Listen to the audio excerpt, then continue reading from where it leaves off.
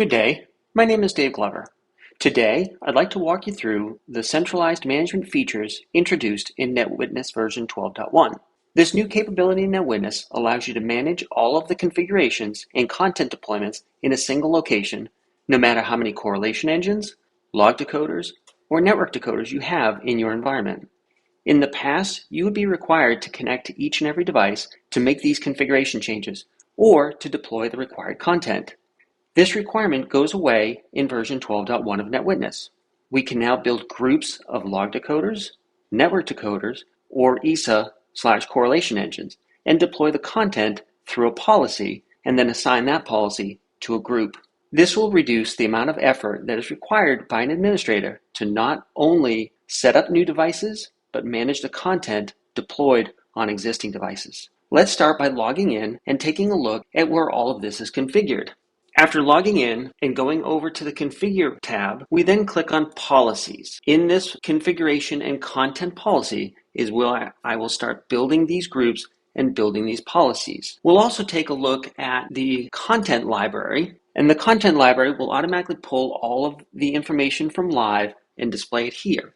And we can see that we have feeds, application rules, log parsers, Lua parsers, network rules if there were any, event stream analysis rules, and the bundles that are available as well. All of this is in the content library and just waiting for you to deploy it through a policy to a group. What we have here is a fresh install of 12.1. We will go through building the groups and the policies for network decoders, log decoders, and the event stream analysis or the correlation engine. Where do we get started? Let's first talk about the differences between these two tabs. We have configuration and we have content. The configuration section is all about building policies for the configurations of decoders, whether log decoder, network decoder, or concentrators. This is where we can go in and set specific capture interfaces and a few other things. So let's go ahead here and we'll build a group and we'll start there. So what we want to do is we want to click on groups. We'll click create new. Here's where we can give it a group name. So in this case, I'll just call it a decoder group. And then the type of service. So in this case, we'll just select decoder. It will be the same type of setup whether we're doing a decoder, a log decoder, or a concentrator. So what we're going to do next is we're going to go click the next, and we'll select which decoder we want. Now remember, we selected network decoder, so that's the only one that shows up. If we click next, it's going to say that there's no policy assigned to it. Now we haven't built the policy set yet, so at this point what we're going to do is we're going to click Save and Close. At this point we'll go in and we'll build a new policy. The reason why is I need a policy, or a policy requires a group in it. So we'll just do something very easy. We'll just call it a decoder policy. Just something very, very simple. Now, again, we choose the service type. This is a decoder. Now, I could have cloned this from an existing service, but we're going to start fresh. So we'll click Next, and this is where we can start defining the different configurations to deploy for all of those decoders. So maybe we want to go in and we want to disable the background re-indexing. So in this case, we could click Disabled. Now, this is just an example. Once we do that, maybe we want one other thing. Maybe what we want to do is we want to change the REST port. So we can change it here to something random. Again, these are just random configurations. Hit enter. And now what we'll do is we'll click next. And then this is where we assign it to the group. So this is why we needed to create that group first. We click save and publish. On a decoder, on a log decoder, anytime you make configuration changes, it does require a restart of that service. If you're wanting to build these policies now, but not deploy or not make them active at this moment, you could choose to publish and restart later. In that case, you would just need to restart those services. But in this case, brand new install, we can just click publish and restart now. So you'll see here in this policy status, we are spinning, it says in progress. And it was that simple to make a change or to build those groups. As I add more decoders, let's just say I spun up 2 or 3 more network decoders, I could go back in this group, click edit, and then the other ones would show up here and I could just drag those over. Once those decoders were part of that group, what would end up happening here is that the policy that we created here, and we can see what changes just by clicking on it. We can see that there's some index service changing, as there's some REST service changings. As those decoders were brought into that group, they would automatically receive these policy settings. So this is where it makes it extremely easy when I have a large install. Imagine if I had 5, 10, or 100 decoders, I would have had to make this change on every single one. So by bringing that now into the configuration and policy-based management, I can build a single policy or multiple policies. If I have a group of decoders in North America, a group of decoders in South America, and a group of decoders over in Asia, I could build those 3 different groups with 3 different policies. So I'm not limited to single groups and single policies, but it's really that easy. As I set up a new decoder, I bring it into the group, automatically pulls the corporate policies for configuration that we have set up. At a high level on configuration, that was really all that was required. We had to build a group, we had to build a policy. Policy was what the configurations are.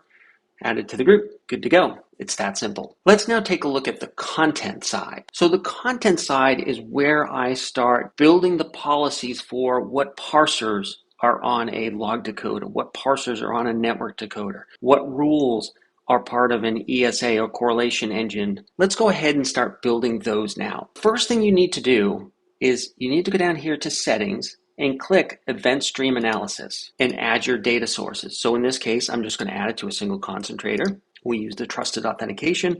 You could, if you wanted to, put in a username password. You can enable compression here and just click Save. That is the first thing that you need to do. So you will add in all the different data sources that ESA can pull from. It's not defining which ones it is, it's defining which ones it can.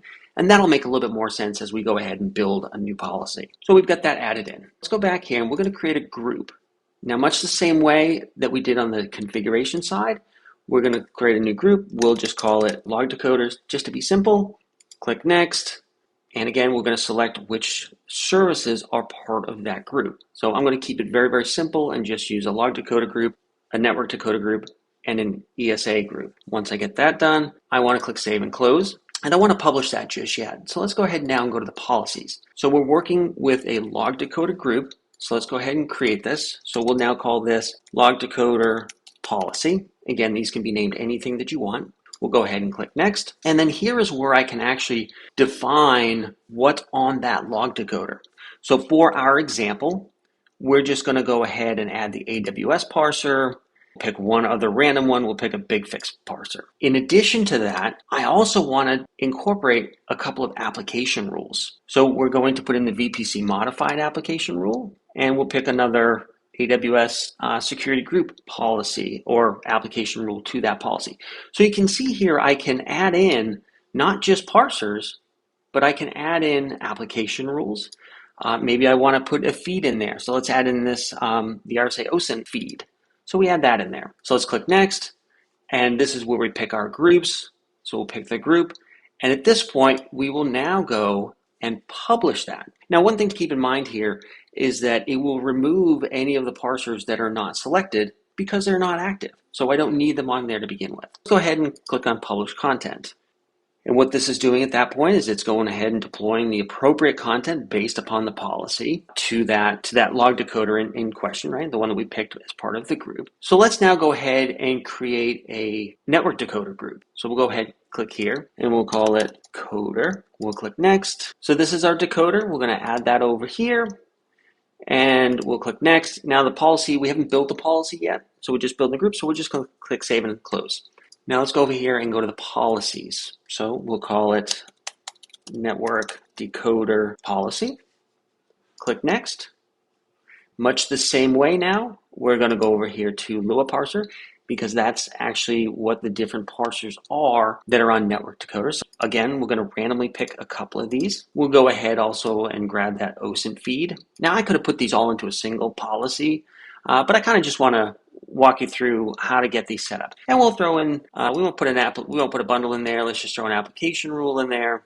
One here, just have it in here. We'll click Next. And then this is where we want to pull that network decoder group. And what we'll do is we'll click on Save and Publish on that one as well. So at this point, we have our 2 groups and we have our 2 policies.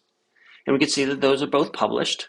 We go to the groups, and those are published as well. So lastly, let's create one final group, which will be our correlation group.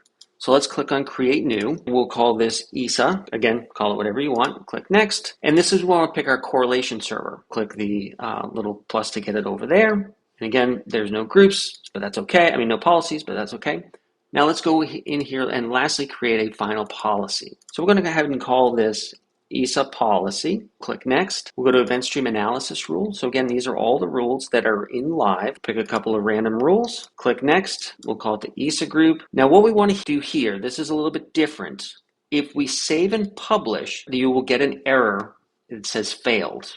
So what we want to do is we actually want to save and close. But if you click publish, it's not a problem. Go ahead here and click now on the ESA policy name. Once you do that, you want to click on Event Stream Analysis rule over here and click on Deployments. So this is where we need to create a deployment. Click on Create Deployment, and we'll just call this ESA Deployment. What ESA server? So there we go. And now we need to add in the data sources. If you don't have anything listed in this pop-up, it's because you didn't add them into the settings on that content page. I'll go back and show you where that was. That one, that content settings page shows you which ones you can consume from. Here is where you actually do. So we're going to select the concentrator. We're going to click done. We will click save.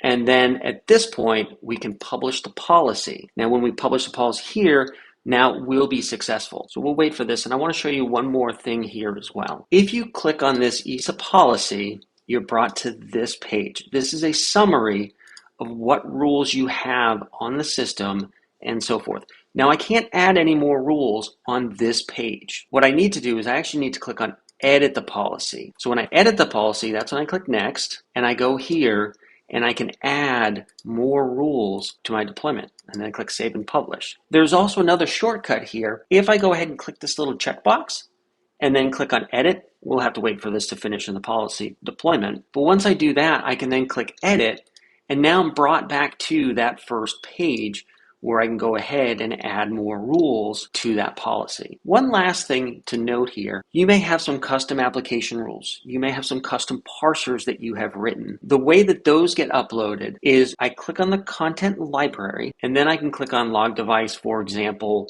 or application rule, and click import. And when I do that, I'm brought with this little pop-up window, and I can put my custom parser in there, and it will upload it into the content library. So moving forward, this is where we'll manage all of the feeds, application rules, parsers, Lua parsers, ESA rules, and the bundles. You also have the opportunity in an application rule, for example, to go ahead and create a rule right from within here. So this is where I can go ahead and build my application rule right within the content library. There's no need to do as we used to do before, which would be to click on settings or click on hosts, find my decoder, change from system to configuration, go to application rules, and then build them here. It's much easier now to do it within the content library, and then it's available for all of the decoders for consumption. You'll also notice there's something new here on this page.